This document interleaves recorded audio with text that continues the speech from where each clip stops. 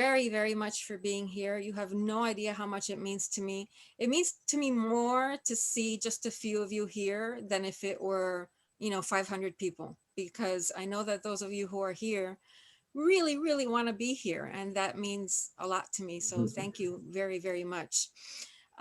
To give you a formal introduction, my name is Celia Lisset Alvarez, and I'm the editor of Prospectus. We're going to be at AWP tomorrow. Can you see my AWP t-shirt? We're going to be at AWP tomorrow in the community book fair if you want to pass by and take a look at the journal. And I am also the author of Multiverses, which you have come here tonight to find out about. I need to give you a little bit of background about the book before I start the reading. The book is a memoir. I'm calling it a speculative memoir in verse. And the memoir part comes from the fact that it does cover a period of 4 years of my life in which I narrate true events.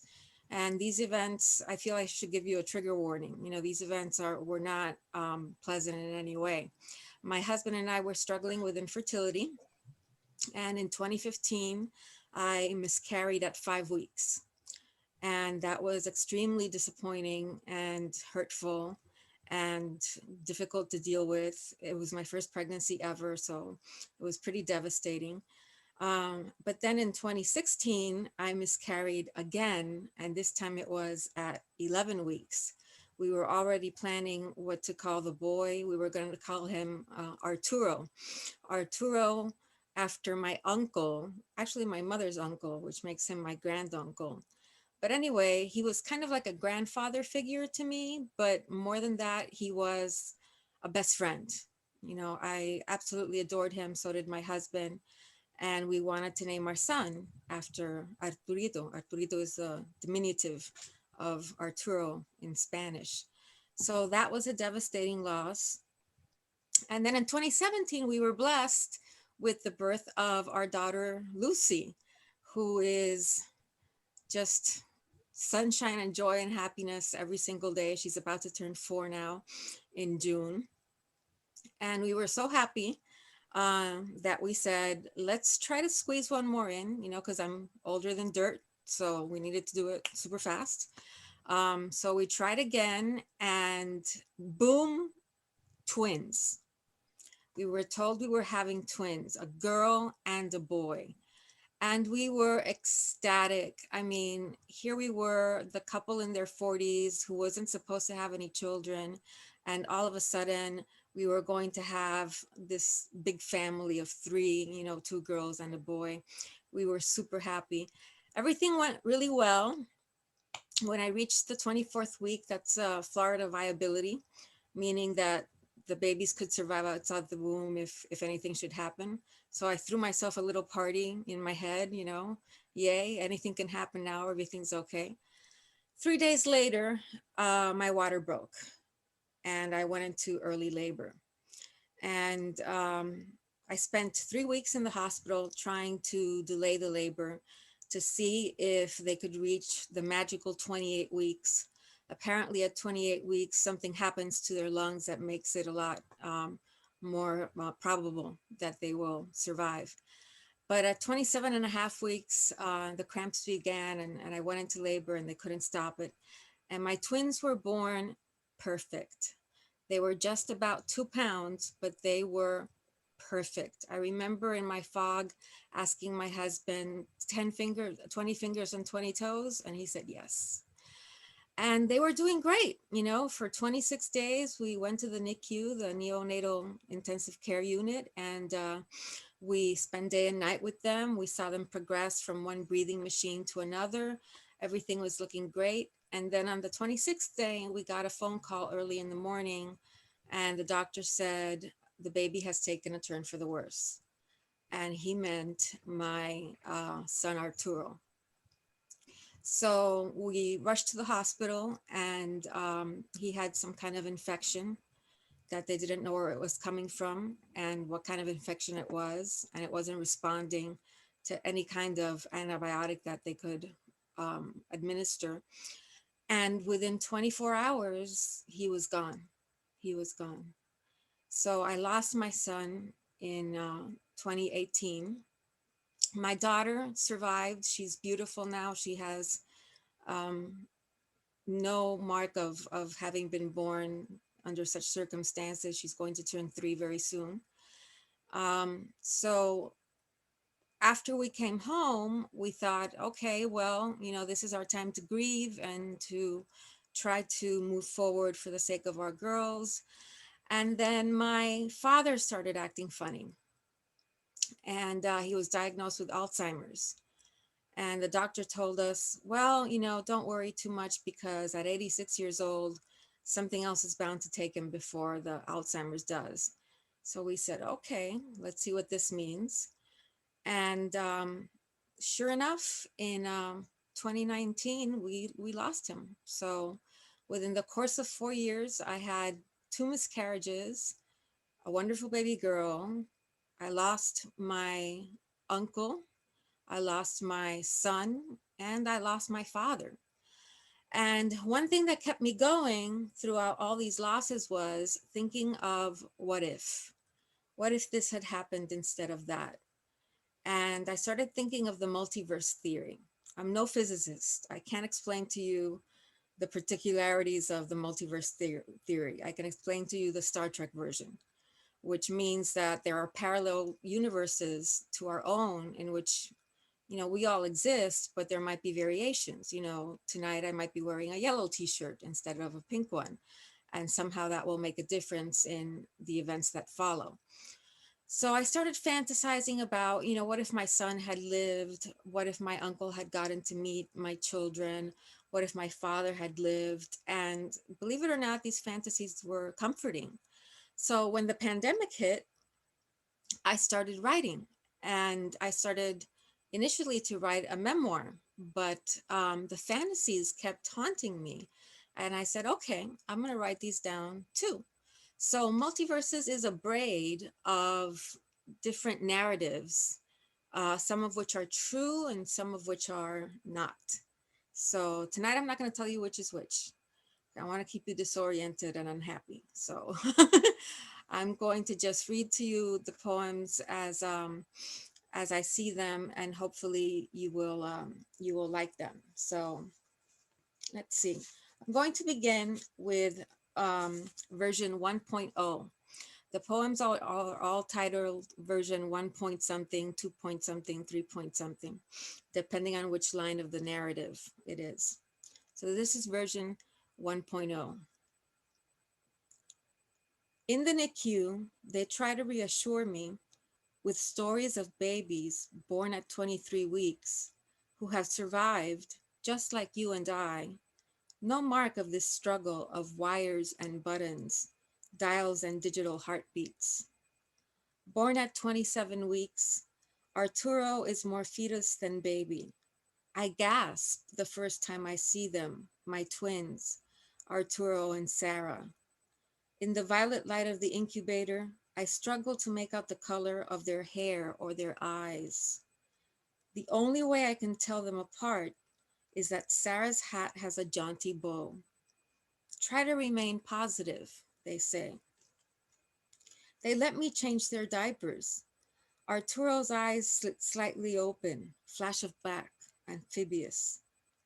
I give him the tip of my finger, and his hand curls around it like a kitten's paw. He is intubated, the tape covering his lower face like a mask.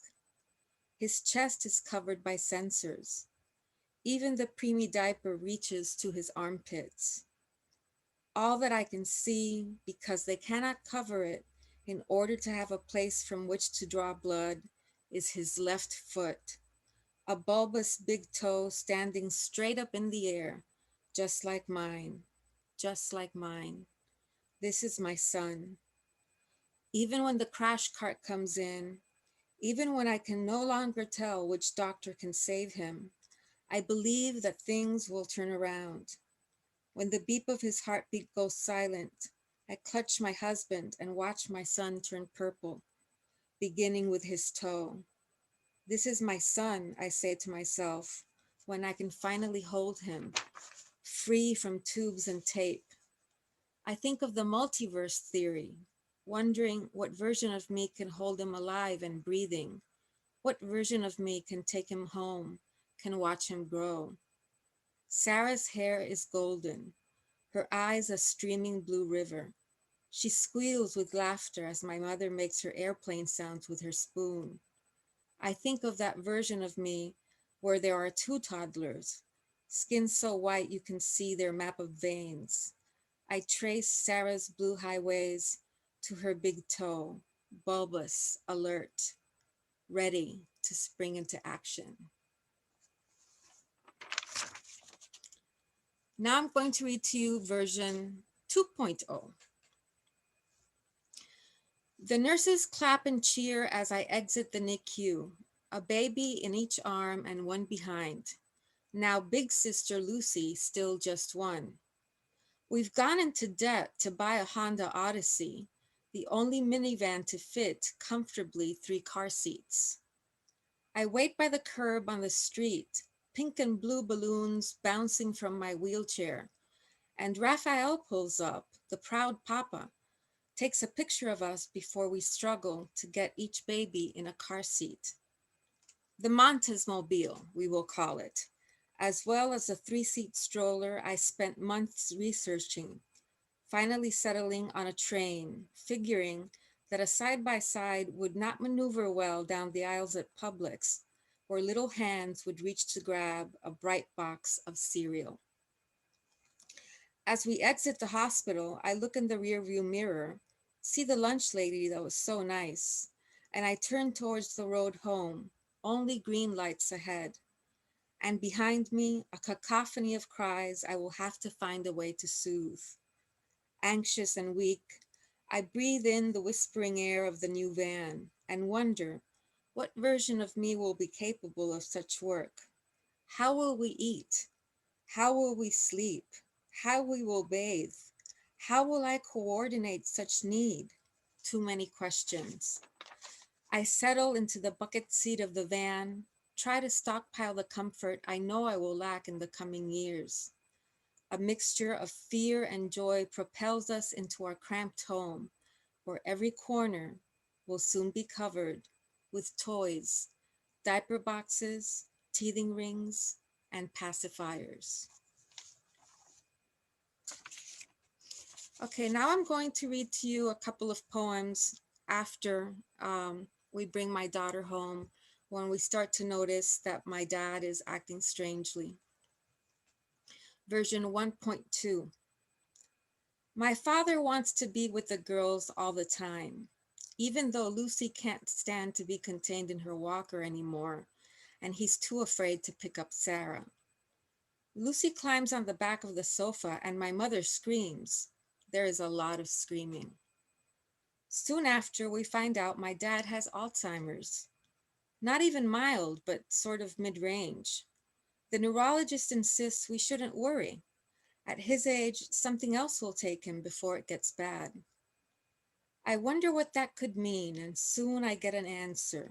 He becomes paranoid.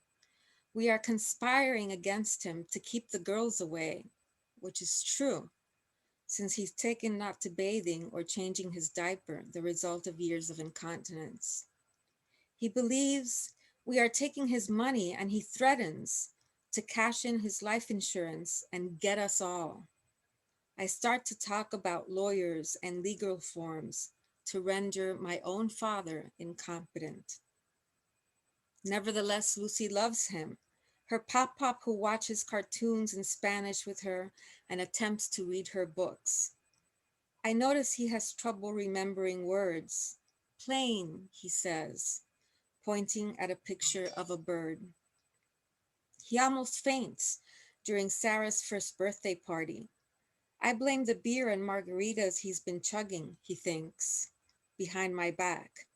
There is a picture of all of us with him seated, his head leaning against my arm. My lips are pursed, furious. He is ruining the Cinco de Mayo themed party I've been planning for months. With a memorial mass for Arturito in the morning, hardly anyone attends. How come we can never take one of those family portraits where everyone's eyes are open, and no one is forcing a smile? Is there no fixing us?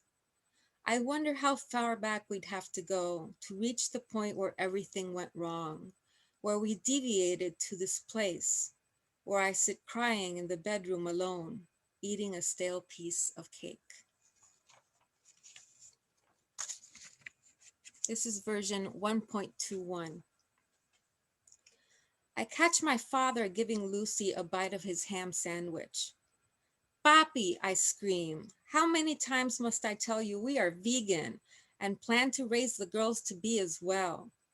It's just a little piece, he says. And I go on a rant. It's a matter of respect. You don't respect our choices, just like you don't respect our privacy. He's been peeking through the curtain on the French door that separates our side of the house from theirs, trying to get a glimpse of the girls when they are with us.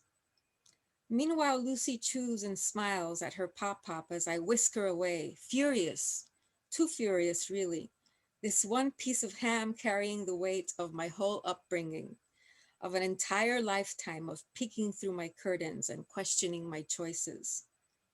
Just before I get to the door, I put Lucy down and easily rip off the curtain, a flimsy, dirty thing I had once helped my mom put up myself with two simple rods and four small screws. There, I think. Now there'll be no more peeking, no more pretending that there's some kind of boundary to our daily lives. I put Lucy in the crib next to Sarah and cry miserably on the bed, just like I did that night when I was 15 and they wouldn't let me go out with George Guerrero. I marvel at the time tunnel I've created, the Charybdis that has swallowed me, the open maw of the NICU doors. You try to swim against the current, exhaust yourself, and die. Lucy's large enough to scramble out of the crib. I find her face and hands pressed against the door, my father on the other side, blowing kisses at each other while Lucy cries, pop, pop, pop, pop, pop, pop.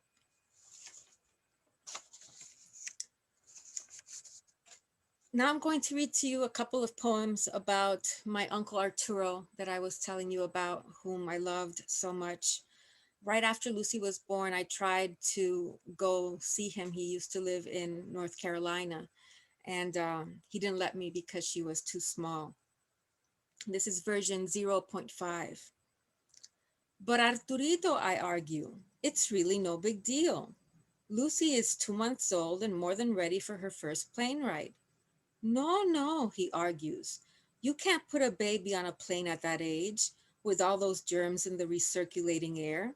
I will see you in March when you come visit me in Sarasota. Besides, do you know how much the plane ride is from Miami to Raleigh?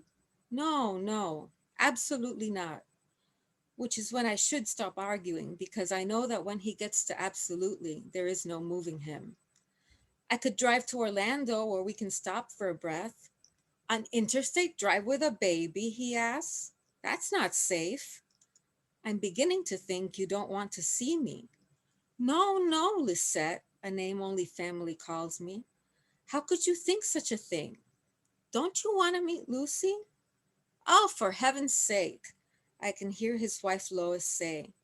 Babies aren't even that interesting at that age. She's being crazy. You're being crazy, Arturito says to me, and I know the battle is lost. School starts in August, and Lucy will go to daycare while I go back to work. I will have to wait until spring break to see him. He didn't make it to spring break. This is version 0.60. I'm in the middle of feeding Lucy when I find out. Raphael says, your cousin Kathy called. Arturito fell, and he's been in the hospital for 2 weeks. They think this is it.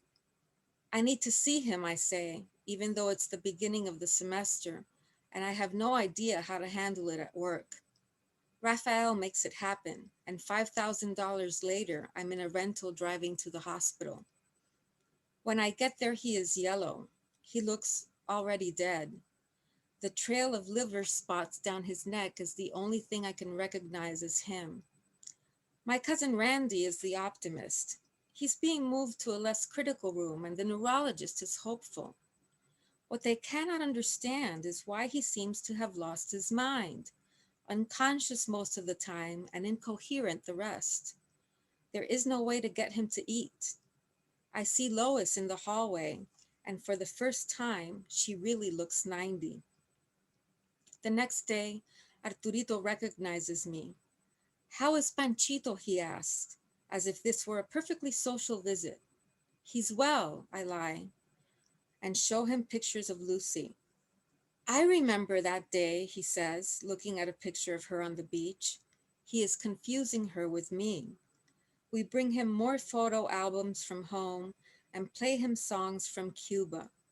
Sometimes he recognizes people and even remembers lyrics to the tangos he so loved. At night, he takes to ripping off his clothes and trying to set himself free of the tubes around his body, the most dangerous of which is the Foley catheter that he already pulled off once a long time ago, the first time he fell, and they had to drill holes in his head to drain out the blood. Since then, his favorite activity was forcing you to touch them.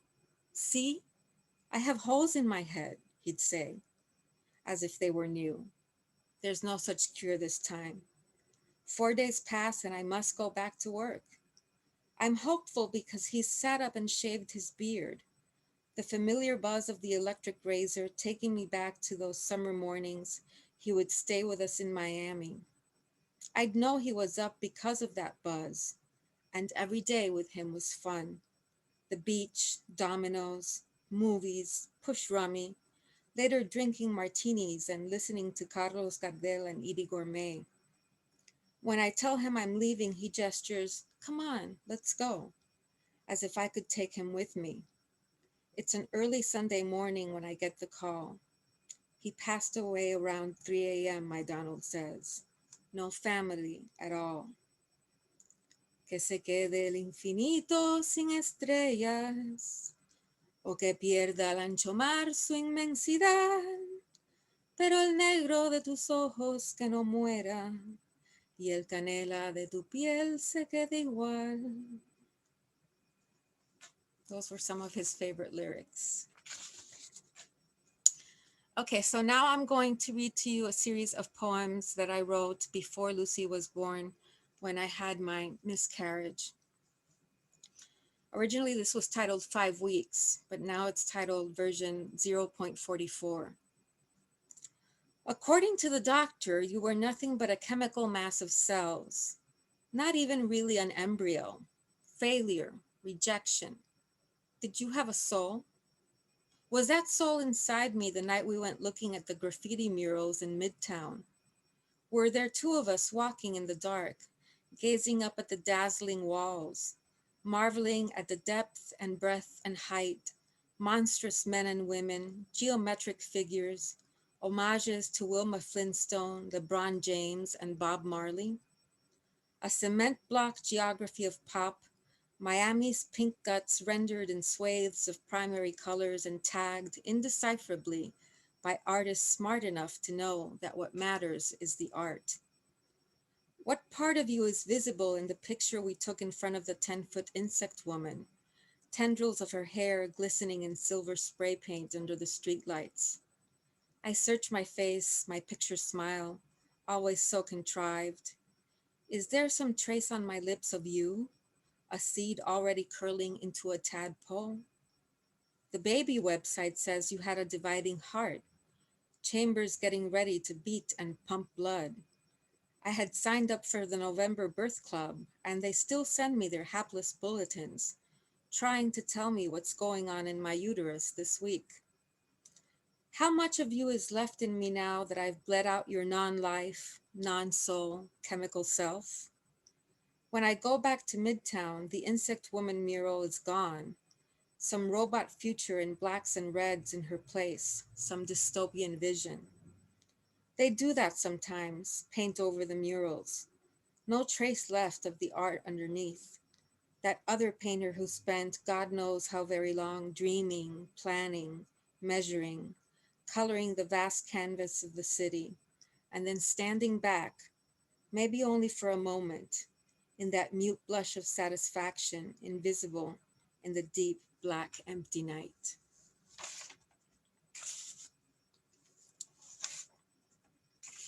This version is called version 0.45.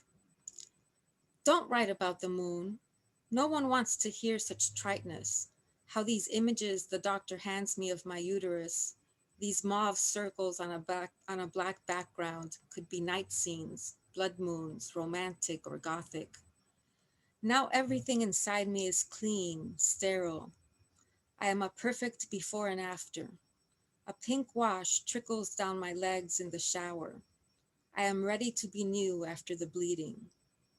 Don't write about the moon. No matter how tempting the similarities, the waxing and the waning, the constant pulling out into space, no one wants to hear about how I feel, tethered to something far away and cold, airless, how it calls me. This is why wolves howl, why it bothers us even when we know that we are safe, that no one's coming for Red Riding Hood or the Three Little Pigs. No one wants to hear these henny penny complaints about how the moon might come crashing down someday, a fiery ball in the sky no one will anticipate.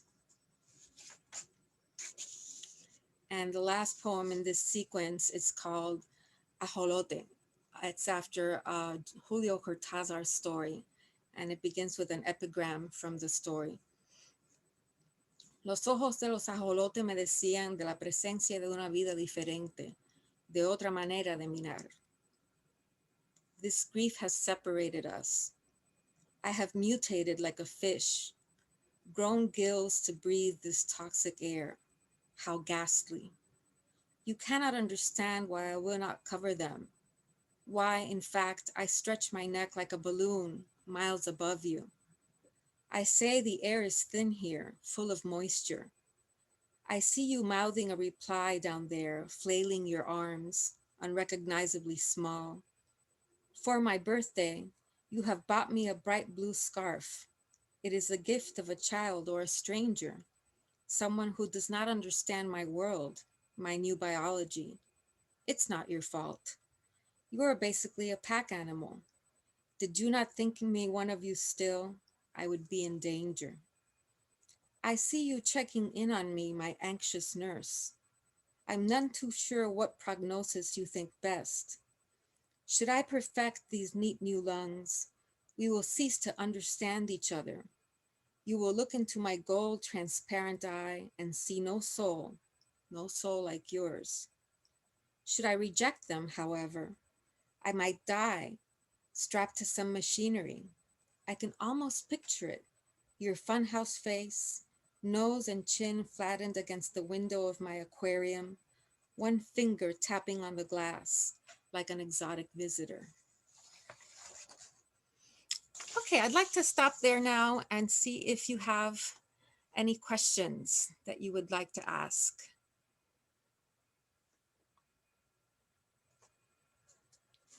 Sashi Lee, you look so scared. It's okay. You don't have to ask a question if you don't want to. Let me see if there's something. No, I was laying down with my eyes closed. I love how you use words to just paint these pictures. So I wanted to really concentrate on the journey that you were taking us on. Um, you are so brave.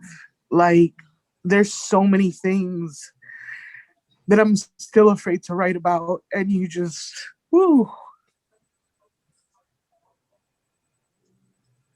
Yeah. There was the one poem that you were talking about, coming from nothing to being, and then from being going back to nothing. The one with the cells. I think it was in the second section. Could you talk to us a little bit more about that, please? Well, that was the poem about the so-called chemical pregnancy that I had. And they call it that because the baby's heartbeat has not begun beating, so they don't consider it a true pregnancy. And to me, that was so devastating because for me, that was a true pregnancy. You know, that I was expecting to have a baby. I had dreams, and I, was picking themes for the nursery already. I couldn't understand why my miscarriage wouldn't even be acknowledged as a miscarriage. So I thought about, you know, these cells, where do they go? Are they, it's not, when you have a miscarriage that early, it's not like when you have it, like, for example, when I had the other one at 11 and a half weeks, it was very traumatic. It's kind of like giving birth. So it's very painful, and there's a lot of blood and other things involved. But a miscarriage at 5 weeks is almost undetectable, so I kept thinking, where did those cells go? Is this child part of me now? And I'd like to think yes. I'd like to think that he or she, whatever they were going to be, is still with me somewhere, if not physically, then spiritually, and is part of our story and our family, even though he or she never made it into the real world. So Thank you. I know that was difficult, and I appreciate it. Thank you for sharing with us. no, thank you. It is very difficult to write about these things. It was a very strange experience. When I started writing, I was very detached from what I was writing. It was really the only way to do it, but I felt compelled to do it. What happens when you grieve, and I'm sure, all of us have had experiences in which we grieve, is that at some point people think that you are over it, and even though they might say things like, of course you never get over it, they expect you to be over it, and then they stop talking about the missing person, the loss, and you're there with this ball of grief stuck in your throat and no place to release it. So I released it on paper. It wasn't cathartic because, like I said, I was very sort of detached from the experience, but it was a way for me to talk about what I wanted to talk about without hurting anybody, especially my husband, who shared in my pain all the while. If he was coping in his own way, I didn't want to interrupt that process by, constantly reminding him of these images that kept just punching into my brain. So the paper received all of that. Well, the keyboard, really, I should say at this point. I'm talking as if we were in the computer age. The keyboard received all of that information instead of someone else. And I will forever and ever tease him about his now Montez Mobile. That was Oh yes. fabulous. Well, we found a double stroller instead, and we did call it the Montes Mobile anyway, believe it or not, because it was, it is. We still have it, although at this point I don't think either one of my girls needs it. But I mean, what do you do with that? It's a huge, unwieldy contraption. And the few times we used it, there was really no place that we could take it, that we could maneuver it very well. So that was kind of a disaster, the Montes Mobile. Yeah. So I wanted to say that I really can, I think, understand and appreciate your use of the multiverse theories. They're scientific theories, I guess, relating to death, and kind of. I'm assuming you were thinking, kind of like where one aspect of that person, even if it was a fetus, where they went. There's another, I don't think it's a theory, I think it's pretty much true, of how our solar system travels through the universe.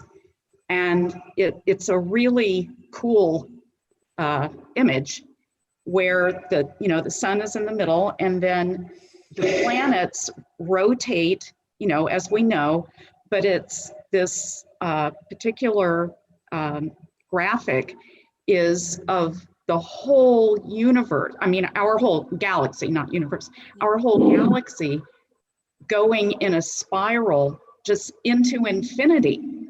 And after my husband died, I really latched onto that image, and it was helpful, just to think of him and, us, everybody. And I too had 2 miscarriages and difficult pregnancies and a mother who developed dementia, and so some similar experiences. And for me, that image of the rotation of the galaxy hurtling into infinity was very soothing to me, still is. It's just kind of a different way of thinking about an afterlife, and going on and on and on and on and on. So, I appreciated your multiverse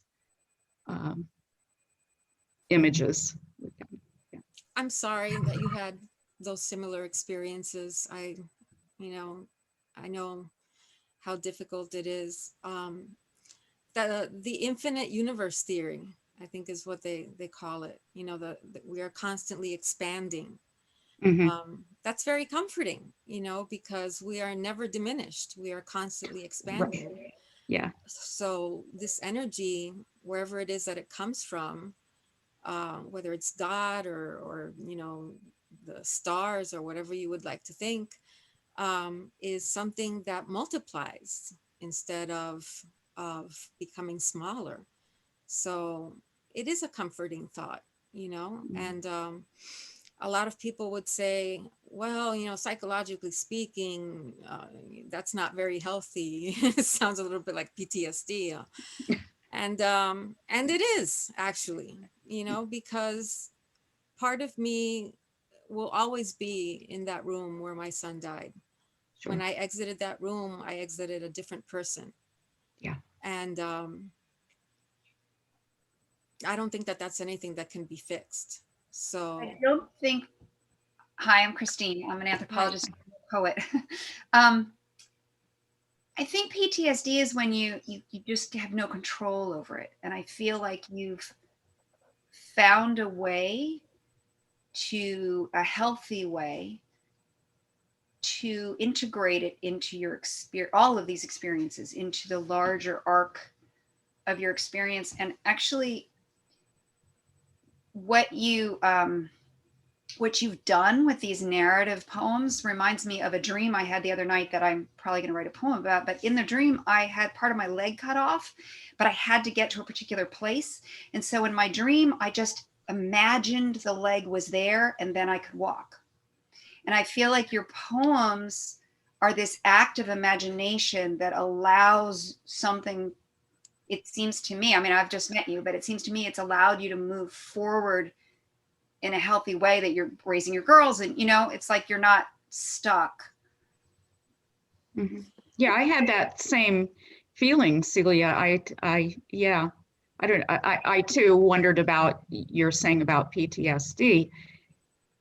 Other than, I mean, it sounds like you keep revisiting that that grief, whatever, but it really hasn't even been that long, actually. no. And again, because I had some similar experiences, I can absolutely, still to this day, and it was 35 years ago when I had my miscarriages, I still think about it every once in a while. It's not ever gone. I'm still grieving an experience from 40 years ago. So yeah, I think you're doing it right. Mm-hmm. And it's a beautiful thing that you've offered to the world. I can't wait to get the book. Me too. Well, remember that you don't get it until after May 7th. I know. So yeah, I forgot. I wanted to make that clear. Do we get a little signature? Definitely, of course. Oh, That's the good. whole point. Woo! So, one of the reasons why because writing a book and publishing it are two different things. I was compelled to write the book, but then when it was finished, I could have chosen not to publish it. And in fact, that was a very difficult decision because many times I thought, this is too personal, this is too graphic, who's going to want to read this? And why should I reveal such intimate feelings and events to the world? But one of the things that tipped the scales towards publishing for me was the miscarriage issue. Nobody talks about it.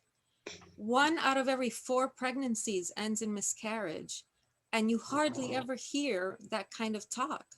I was wholly unprepared for my first miscarriage and Mhm. my second one. Even after I had the first one, I still thought that the second pregnancy was going to be fine, Mhm. because especially when you're on an infertility treadmill and trying to get pregnant and trying to get pregnant and trying to get pregnant, you think that once you're pregnant, your troubles are over, and no doctor tells you that. No Pampers commercial, no friendly aunt, no distant cousin. Nobody tells you that 1 out of every 4 pregnancies before the second trimester. I think that that's important to talk about and to prepare women for, so that you don't feel like you're broken, like there's some. My obsession was, there's something wrong with me. This is especially when it happened the second time.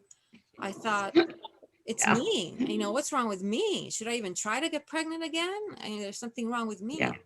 But that's not the case. Yeah. It's I common. always felt badly for my husband too, because I mean, not only the whole experience, but everybody said, "Oh, I'm sorry," to me, the mother, and barely acknowledged that it was his loss too, his children who died too, and I always felt badly about that, because the man, does the father doesn't get acknowledged nearly as much as the mother That's for, also for a true miscarriage. for a miscarriage, and for the loss of a child, of a baby.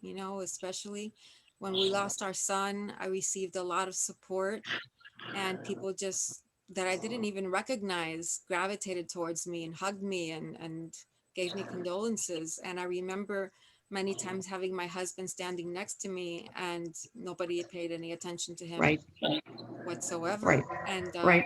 it hit him really badly. He hasn't read this book, and he says he might not be ready to ever read it. And I'm okay with that, Yeah, because he has to do his own thing, and this is my way of coping with the situation, and I understand his way of coping it as well. Again, might be denial, might be might be unhealthy, but it's what gets him through the night. And sometimes that's all you have to do, get through one night at a time. yeah. I You know, also, sorry, go I'm ahead. sorry. When you were talking about your grandfather's passing, Mm. that reminded me a lot of when I sent my wife back to the U.S. We were living in Japan at the time, and I remember going through and preparing her for that long trip to go through that emotion. I'm like, man. And as you're reading your poem, I can kind of relate, and it's good to get that out there. Yeah, it was. I mean,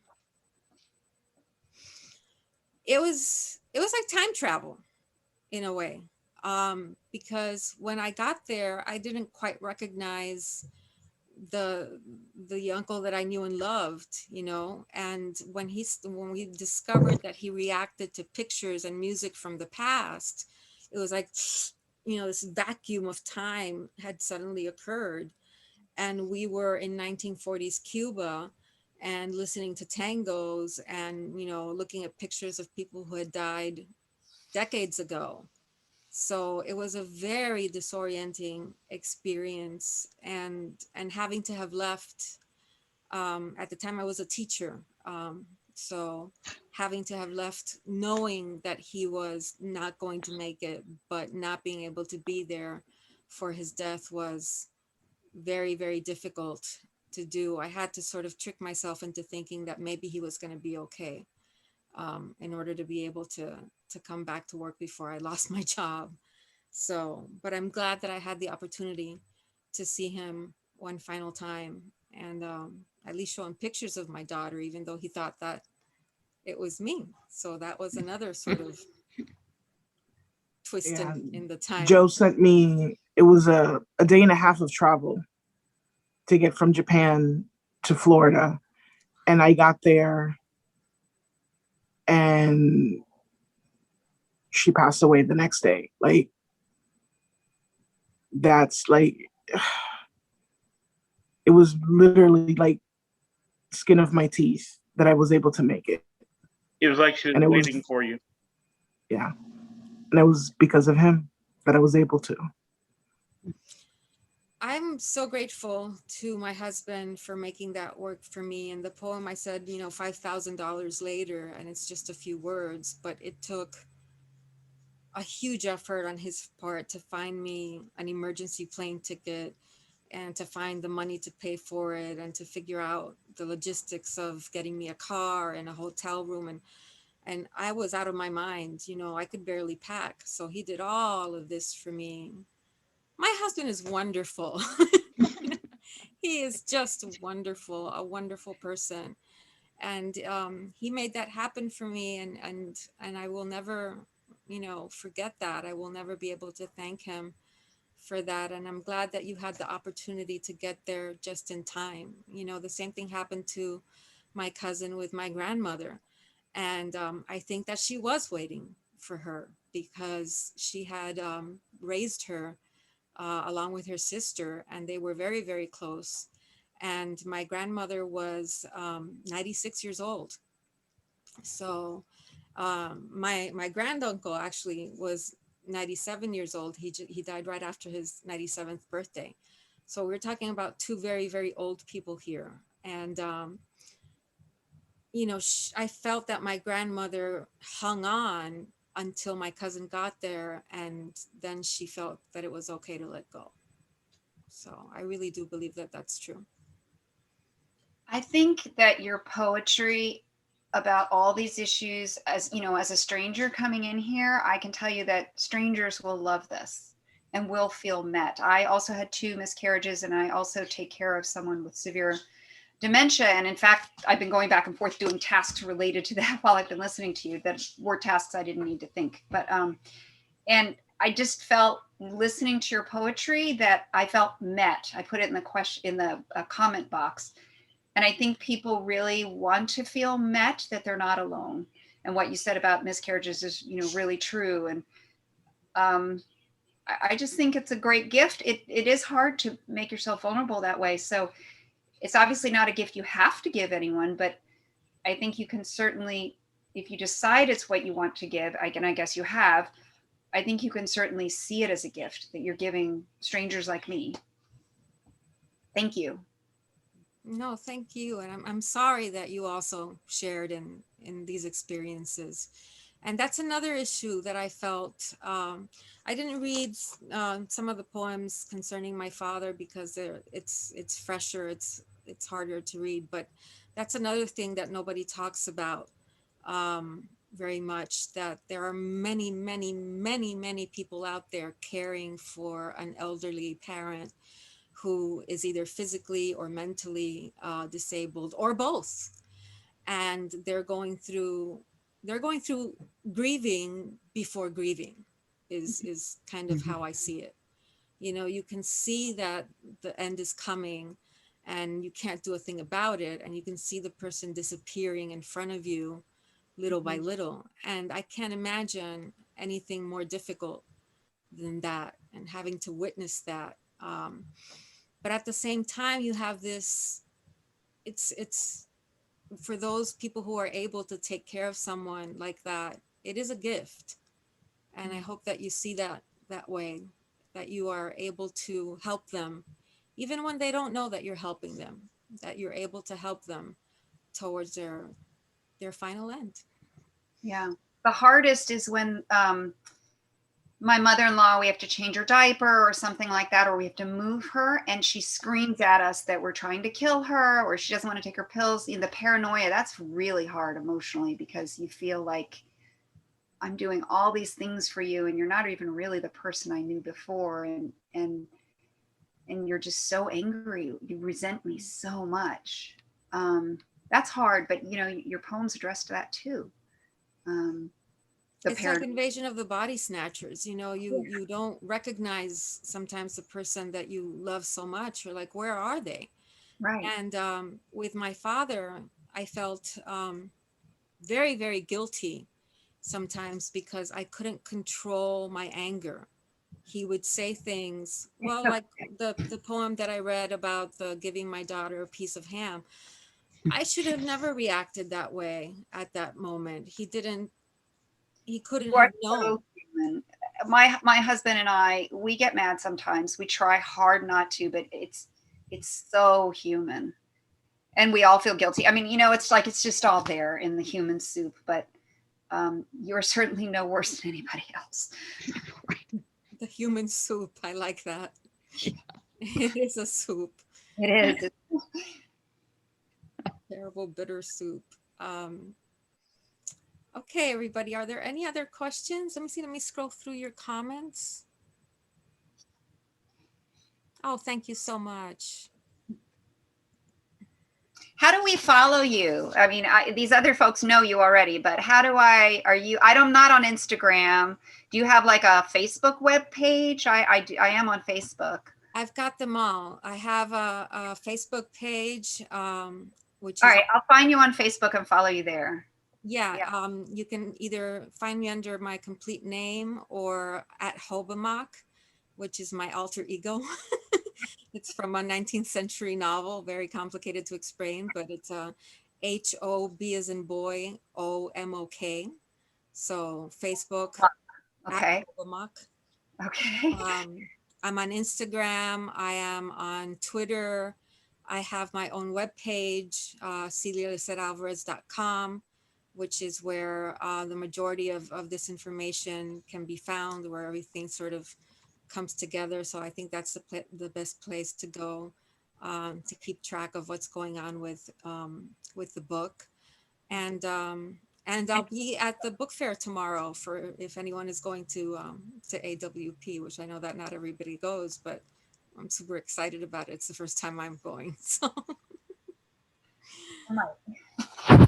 well, I want to thank all of you very, very much for being here. Like I said earlier, it's much more pleasurable to me to have a connection with each of you. I felt like I had the opportunity to talk to each one of you, which would not have happened if I had had a huge crowd.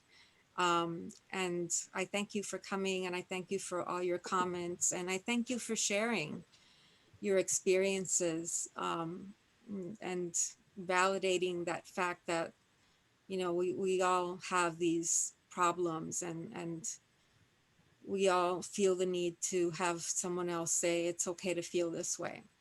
I think that that's the essence of what I want this book to be about, and I think I've felt that tonight with you, so thank you very much.